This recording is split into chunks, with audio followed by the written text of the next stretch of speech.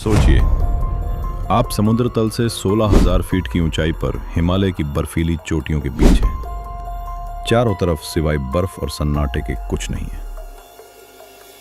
और अचानक आपकी नजर एक झील पर पड़ती है। एक ऐसी झील जो पानी से नहीं बल्कि इंसानी कंकालों से भरी हुई है। 10 या 20 नहीं बल्कि 500 से ज्यादा नरकंकाल। सालों तक वैज्ञानिक और इतिहासकार बस एक ही सवाल पूछते रहे, ये लोग कौन थे, यहां क्या करने आए थे, और इनकी मौत एक साथ कैसे हुई?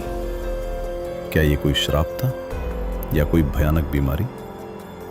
दोस्तों, 80 सालों तक ये दुनिया के सबसे बड़े अनसुलझे रहस्यों में से एक था। लेकिन आज मॉडर्न साइंस ने इस राज से पर्दा उठा दिया है। स्वागत है एसएच फैक्ट्स में, और आज हम सुलझाएंगे रूपकुंड लेक का खौफनाक रहस्य। कहानी शुरू होती है साल 1942 में। दूसरे विश्व युद्ध का समय था। एक British forest guard H K. Madhwal Nanda Devi reserve में गश्त लगा रहे थे। तभी उन्हें बर्फ के नीचे कुछ अजीब सी चीजें दिखाई दी। जब वो पास गए तो उनके होश उड़ गए।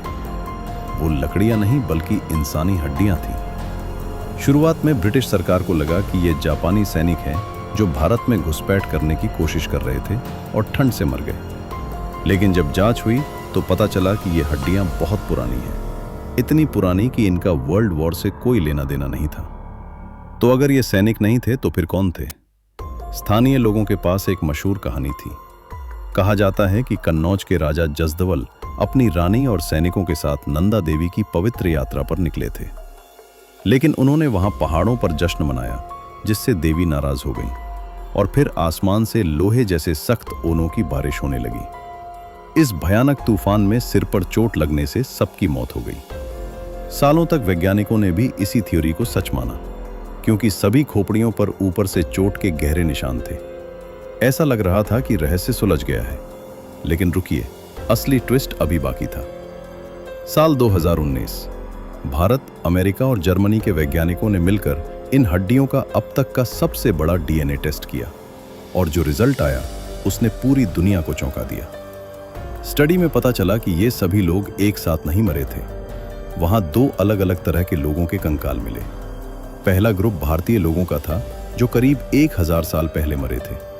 लेकिन दूसरा ग्रुप, ये सबसे ज्यादा हैरान करने वाला था। इनका डीएनए भारत का नहीं बल्कि ग्रीस के लोगों का था, और ये लोग पहले ग्रुप के 1000 साल बाद वहां आए थे। इसका मतलब ये था कि एक राजा और एक श्राप वाली कहानी पूरी तरह सच नहीं थी।